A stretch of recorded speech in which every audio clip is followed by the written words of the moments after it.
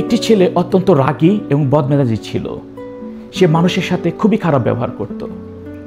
একদিন তার বাবা ছেলেটিকে ডেকে এক বস্তা পেরেক দিয়ে বলল, যখনই তুমি রাগান্বিত হবে তখনই একটি করে পেরেক ওই বেড়াটিতে ঠুকে আসবে।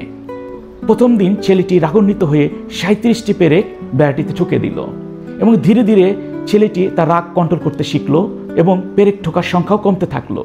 একদিন ছেলেটিকে আর কোনো পেরেক ঠুকতে হলো না। তখন বাবা ছেলেটিকে বলল, যখনই তুমি শান্ত থাকবে একটি করে পেরেক বেড়া থেকে তুলে ফেলবে। ছেলেটি প্রতিদিনই একটি করে পেরেক বেড়া থেকে তুলতে থাকলো এবং একদিন সমস্ত পেরেক তোলা হয়ে গেল। তখন বাবা ছেলেটিকে নিয়ে বেড়ার কাছে গেল, গিয়ে বলল, দেখো পেরেক তোলার পরেও বেড়ার মধ্যে অসংখ্য গর্তের সৃষ্টি হয়েছে।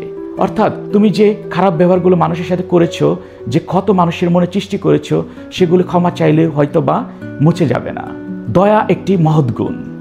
অ্যাজ এ নেশন হিসাবে আমরা যদি একটি দয়ালু জাতি হতে চাই, তাহলে আমাদের প্রত্যেককেই আমাদের কাজকর্মে এবং কথাবার্তায় দয়া প্রদর্শন করতে হবে।